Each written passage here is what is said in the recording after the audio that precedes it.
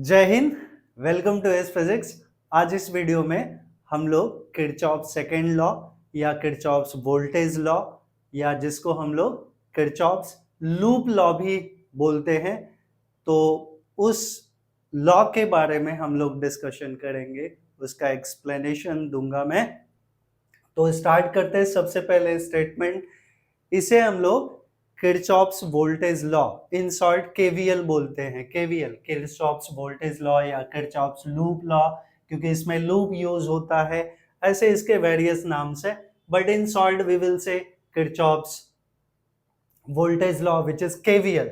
और वो first law क्या है? Kirchhoff's current law, KCL, KVL and KCL. तो ये हमारा केवीएल है। इसका स्टेटमेंट क्या है कि अलजेब्रिक, नाम से ही क्लियर है, वोल्टेज है। वोल्टेज अपने दिमाग में हम कैसे इसको मेमोराइज करें वो ज्यादा इंपॉर्टेंट है। वोल्टेज लॉ है तो voltage is nothing but V, और वी क्या होता है? I R. तो किसी भी सर्किट में, सर्किट हम बात करेंगे लूप में, किसी लूप में sum of product of current and resistance, product of current and resistance क्या हो जाएगा? वोल्टेज। और उस सोर्स में, उस लूप में जो ईएमएफ होगा सबका समेशन, मतलब summation of voltage and EMF will be zero.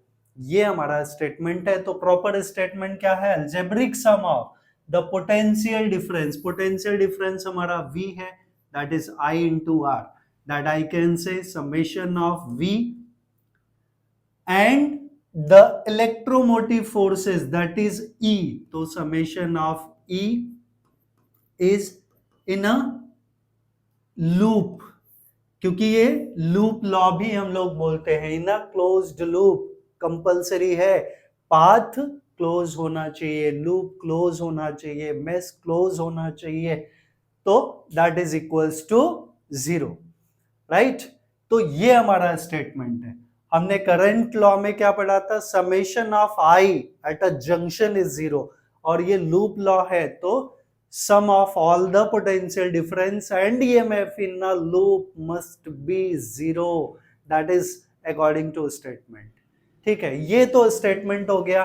अब अगर हम किरचॉफ्स सेकेंड लॉ या वोल्टेज लॉ के एप्लीकेशन के बारे में बात करें या इसका साइन कन्वेंशन के बारे में बात करें, तो इसके साइन कन्वेंशन को मैं दो पार्ट में लिखूंगा।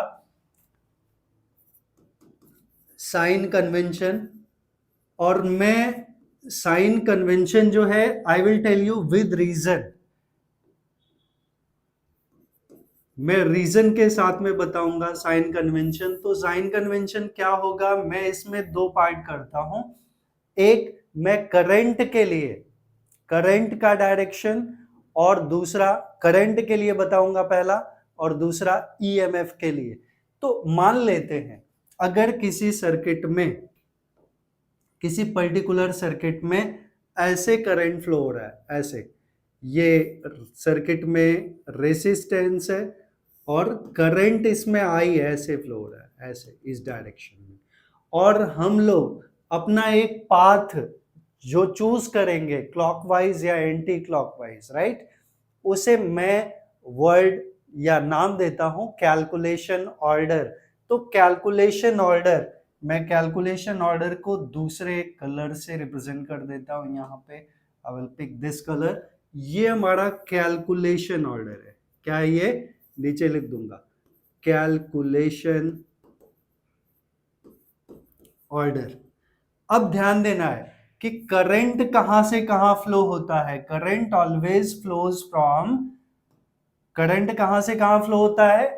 High to low, higher potential to lower potential, that is positive potential to negative potential. Positive potential is called higher potential, negative potential is called lower potential. तो हमें पता है कि करंट यहां से यहां जा रहा है।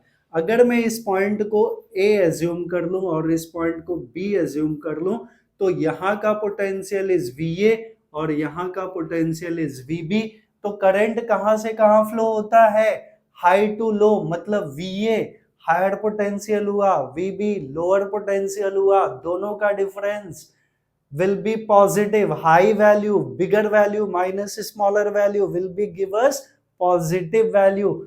तो हमें जो पोटेंशियल डिफरेंस मिलेगा अपने कैलकुलेशन ऑर्डर के हिसाब से, तो VA minus VB it will B positive, और पॉजिटिव होगा, और ये पोटेंशियल है, राइट, ये पोटेंशियल है, तो potential V is equal to IR लिखते, तो यहाँ पे करंट हमारा I है और रेसिस्टेंस ये R है, तो it will be plus I into R, या I इंटू R जो भी हम लेंगे वो क्या लेंगे, पॉजिटिव लेंगे।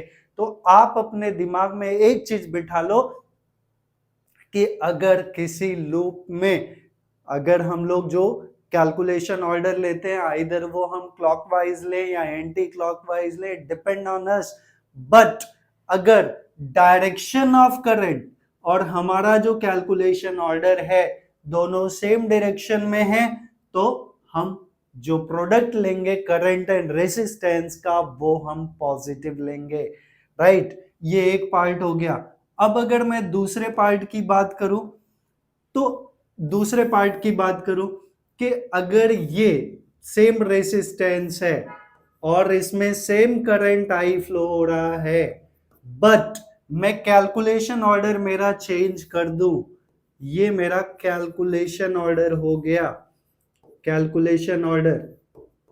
तो आप समझने की कोशिश करिए, करंट हमेशा कहां से कहां फ्लो होगा, higher potential to lower potential, current higher to lower जा रहा है, लेकिन हमारा कैलकुलेशन ऑर्डर उसके अपोजिट डायरेक्शन में, हम किधर से किधर जा रहे हैं, इसके लोअर वैल्यू से हायर वैल्यू के लिए, तो lower minus higher will be negative. So यहां इस केस में अगर मैं इस पॉइंट को A ले लिया, इसको B ले लिया, तो मैं B टू A जा रहा हूं, तो VB minus VA that will be negative, तो minus I into R, right. तो आपको क्या समझ में आया, आपको कंक्लूजन बना लेना है, मैंने तो यहाँ पे रीजन दिया है, बट आपको क्या दिमाग में रखना है कि अगर डायरेक्शन ऑफ करंट और हमारा कैलकुलेशन ऑर्डर दोनों सेम डायरेक्शन में है, तो हम I इंटू R को पॉजिटिव लेने वाले हैं, I इंटू R को पॉजिटिव लेने वाले हैं, और अगर डायरेक्शन ऑफ करंट और हमारा कैलकुलेशन ऑर्डर दोनों अपोजिट डायरेक्शन में है, तो हम उसको माइनस लेने वाले हैं। एक चीज होगी। अब ये साइन कन्वेंशन हमने करंट के लिए बताया, किसके लिए बताया है, दिस इज फॉर करंट। अब अगर ईएमएफ की बात करें, for EMF I will say, EMF की बात करूं, तो ईएमएफ अगर हमारा ईएमएफ ऐसा है, ये पॉजिटिव है, ये नेगेटिव है, इस ईएमएफ ही है, बट हमारा कैलकुलेशन ऑर्डर ऐसा है, this is our calculation order, calculation order, calculation order. तो हम देखें हम कहां से कहां जा रहे हैं, हम पॉजिटिव टू नेगेटिव जा रहे हैं। पॉजिटिव मतलब ये ईएमएफ का ये वाला पार्ट पॉजिटिव है और हम पॉजिटिव से नेगेटिव की तरफ जा रहे हैं। तो पॉजिटिव मतलब हायर पोटेंशियल, नेगेटिव मतलब lower potential, again potential difference at this point will be positive, तो ईएमएफ हम यहाँ पे पॉजिटिव लेंगे। अगर इस पॉइंट को मैं ए ले लूं, इसको बी ले लूं, तो यहाँ का पोटेंशियल VA, यहाँ का potential VB, so again VA minus VB is equals to EMF के टर्म में हमें लिखना है, तो it will be plus C, right.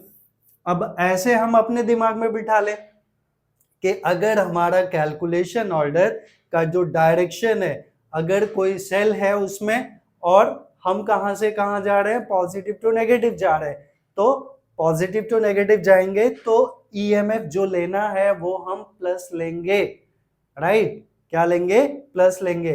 अगर मैं इसका कैलकुलेशन ऑर्डर चेंज कर दूं, अब मैं दूसरा कंडीशन ले लेता हूं, इसका कैलकुलेशन ऑर्डर अगर मैं चेंज कर दूं कि सेल वही है, सेल एग्जैक्टली सेम है, पॉजिटिव एंड नेगेटिव वाला, राइट, बट मेरा कैलकुलेशन ऑर्डर ये हो गया, ये हो गया मेरा कैलकुलेशन ऑर्डर।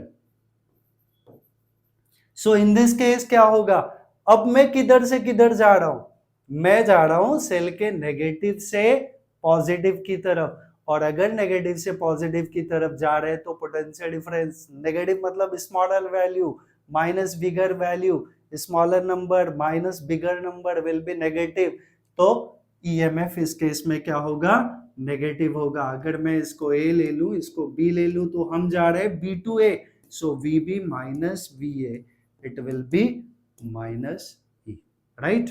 ये हमारा कैलकुलेशन ऑर्डर या साइन कन्वेंशन हमने करंट के लिए बता दिया, हमने ईएमएफ के लिए बता दिया, यही हम अप्लाई करते हैं किसी भी पर्टिकुलर सब में। तो आई होप आप लोगों को साइन कन्वेंशन और किरचॉफ सेकंड लॉ पूरी तरह अच्छे से समझ में आया होगा। अगर आप लोगों को ये एंटायर पार्ट समझ में आया तो प्लीज आप वीडियो को लाइक करिए, चैनल को सब्सक्राइब करिए और जितना ज्यादा से ज्यादा हो सके वीडियो को शेयर करिए। Thanks for watching this video, thank you very much.